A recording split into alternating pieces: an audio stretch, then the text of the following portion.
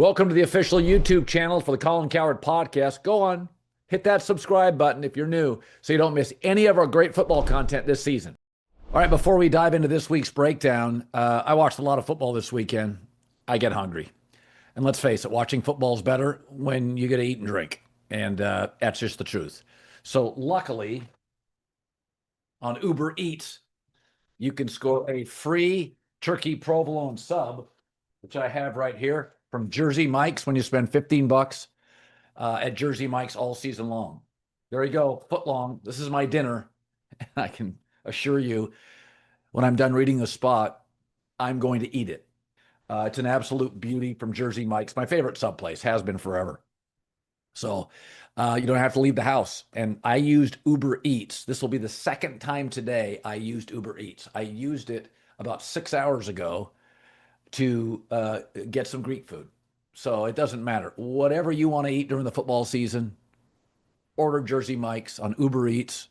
Satisfy that football craving. Terms apply. See the app for details. Bon appetit. Uber Eats.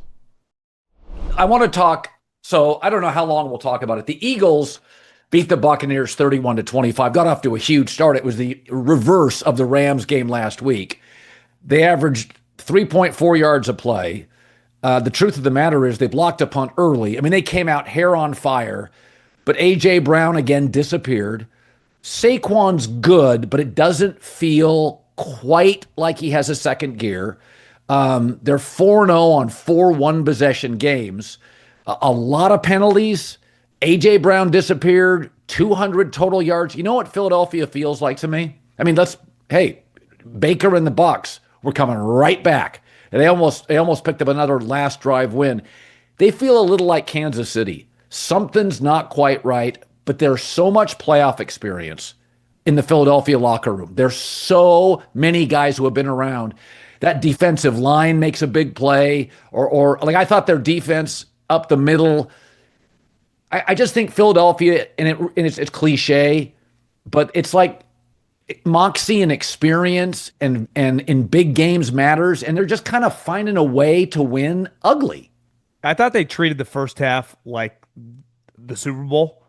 They went down to Tampa a day early. They went down on Friday, and the Bucs had beaten them 3 straight times.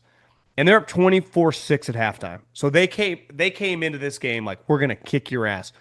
But Super Bowl champs, it's like they just assumed the game was over. Because in the first half, the big knock was, well, Todd Bowles, pressure. It's been awful for Jalen. Jalen was 8 of 9 in the first half for 2 touchdowns against pressure. He was fantastic. And it felt like, a team that hadn't won the Super Bowl, like with their back against the wall, were trying to prove it to the league, to me, wins that game 40-13. But I bet they went into halftime, they looked around like, this game's over. And they just kind of mailed it in. And then the Bucs, one thing they have is that they do not quit. I mean, they have shown that for 4 straight. There's a moment I'm like, is he really going to have 4 straight comebacks and 4 straight game-winning drives? And if it wouldn't have been, and part of it is, one thing Jalen is not going to do anymore, Jalen's a pretty conservative player, I would say. Yeah. He will push the ball down the field in one-on-one situations, but Baker does these Favre-ian, Mahomesian, run around, bounce off guys. Purdy does this too. And when they're great, it's the highlight of the day. But it can also be, Baker, you just threw it to. Now, I know it kind of got tipped, but that play, Jalen doesn't put himself in that situation anymore. He has taken that out of his game, and you could argue it's not really his thing. That's always kind of been Baker's thing going back to Oklahoma, and they're coming right back, and he tries to keep this crazy play alive, and they pick him off in the end zone. And let's face it, that was kind of the game, right? There was, 6-7 minutes left to go, and it was so exhilarating when he's scrambling, and then the deflation that comes out in those moments. For as great as the Favre and the Mahomes touchdown play is late in the game, they are equally as deflating when the guy on the other team picks it off in the end zone. So that was ultimately their undoing. But I'll say this: I came away pretty impressed. Like, the Bucs have a fight to them that they're just not going to go away this year. And ultimately, the Eagles they ran that fake tush push. that to me is now the league is like, well, we have to sell out for this play because it's unstoppable, and now they're going to start flipping it to Saquon Barkley. I mean, it's an unstoppable play, right? If they're gonna fake you, because you have to sell out, and that it was actually probably to me the highlight of the game. But yeah, nice win by Philly. But I'm with you. It's like I don't view them. They might win 14 games. I don't view them like an all-time great team the way they're playing right now. No, I mean the Eagles had 3 straight punts in the fourth quarter, and the Bucs got back into the game. I mean, they had opportunities to seal it. And by the way, Jalen Hurts was 0 for 5 when targeting A.J. Brown. So the Rams, who are not great at corner. I mean, Rams, we'll get to this in a second. Rams could have lost easily. Probably should have lost. I mean, God, I felt so bad for that number 10, that player, Williams for the Colts. Mitchell, the kid from Texas. Mitchell. Yeah, I mean, and I liked him in college, and I felt, and then he had a holding call.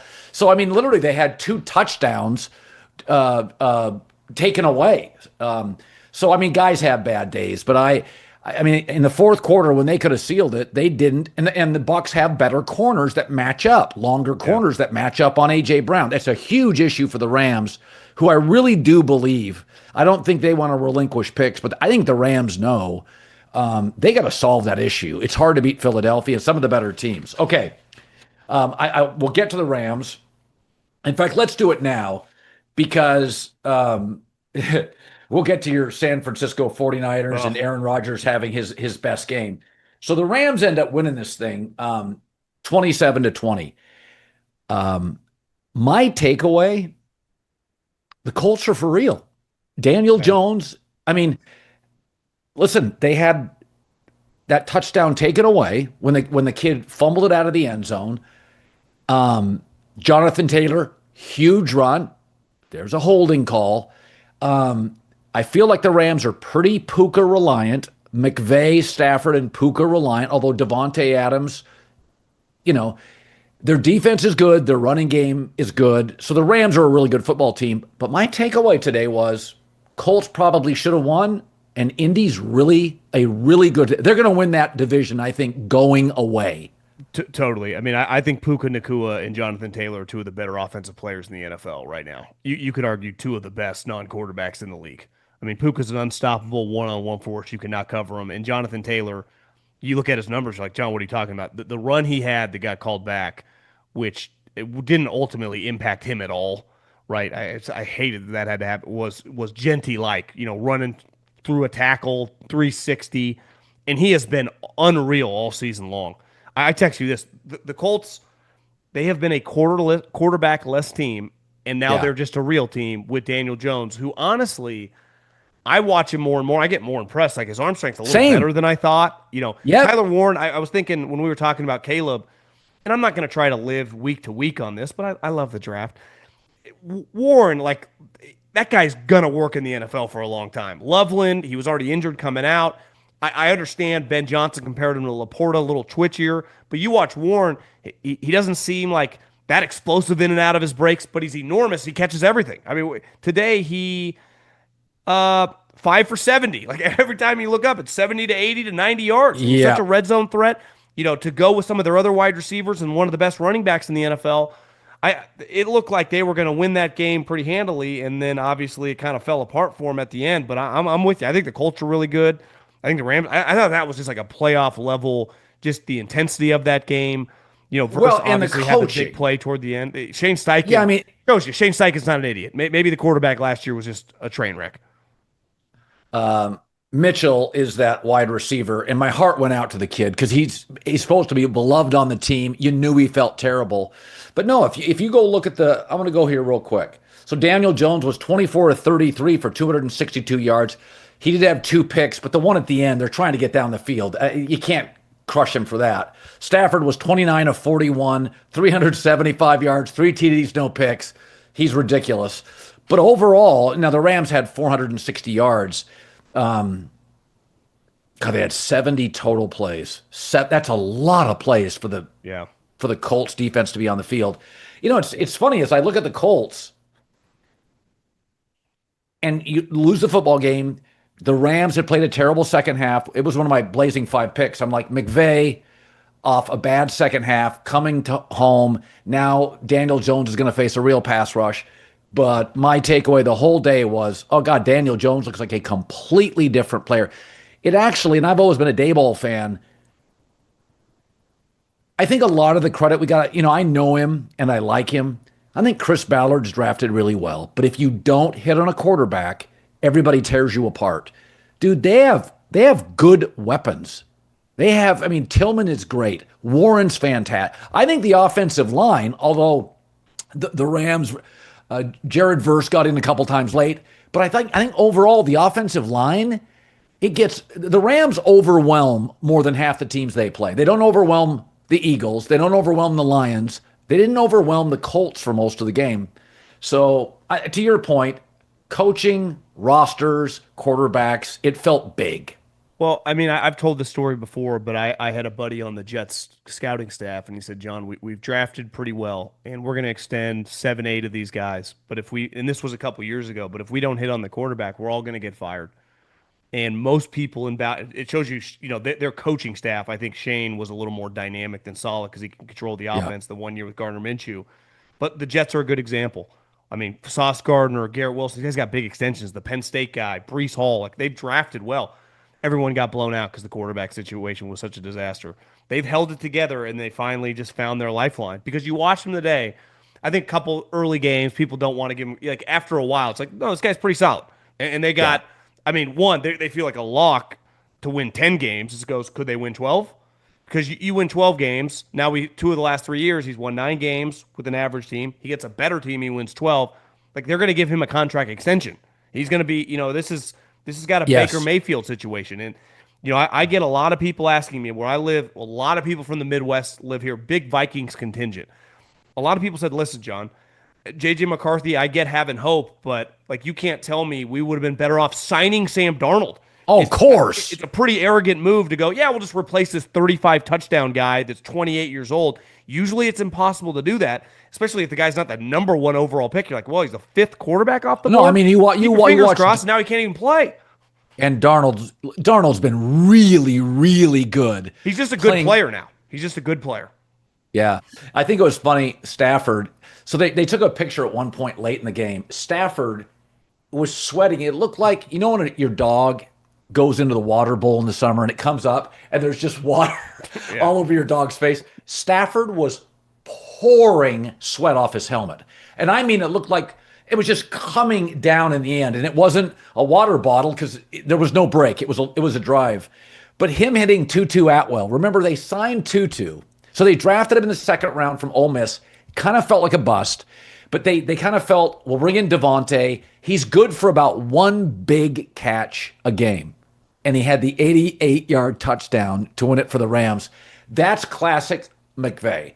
McVay's like, listen, we can bail on him, but he is our fastest receiver. And he's not a high-volume guy. He's like a poor man Xavier Worthy. But he will run past you. And we don't have that in our arsenal. And I just think it's funny that Stafford doesn't throw to Tutu Atwell all day. The time he does, it's the game breaker. And I think that's just what the Rams are. I think situationally, they're so smart. They're just so well run. And I mean, they didn't use that play the entire game. It's 2020. A lot of these younger coaches, John, they'll burn through plays in the first half. It's such a Rams move to me. I think where McVay deserves a lot of credit too is, you go through defensive coordinators, you're going to whiff on some. And clearly, he had waited. Shula was his buddy, right? They'd known each other since college. And, he probably was ready years before he gave it to him, but he felt like he didn't want to view, it's not as like brother, like nepotism, but like I'm just giving it to my good buddy. He has been really good for him now for 2 years. I mean, he was already on staff, ready to be implemented in. Obviously, he's Don Shula's grandson. But I think, hiring, I mean, so being a head coach, especially Sean, he's calling the plays, he's working with the offense, he's trying to develop guys, he's dealing with the roster. Hiring your staff it's what makes Jim Harbaugh such a star. Jim Harbaugh is a great hirer of his coordinators. And, anytime that you are the offensive play caller head coach, Kevin O'Connell, Brian Flores, Kyle Shanahan, Robert Saleh, like you're a lot better when you're defensive coordinator. And I think most people are like, the Shula thing is going to work. Like, Sean, you got a good team. Yes. And it's worked well. I mean, by the end, Verse looks like to me a young Khalil Mack. Oh my God, he's a beast. He's a monster. He's a monster. So they've drafted and developed a really good defensive line, and they're just a tough. their best wide receiver feels like a running Puka. back in Puka. Yeah. I mean, it's the way he plays. Cooper Kupp used to feel like there's a physicality to the way they play at wide receiver. The Niners, their guys have that. That adds a toughness to your team. The Kansas City, their receivers are just running, right? I mean, Xavier Worthy and Thornton ain't going to run over guys, but that's Andy doesn't mind. Andy goes, well, I'll develop plays for him. The Shanahan and McVay, those physical receivers add to the physical nature of the team.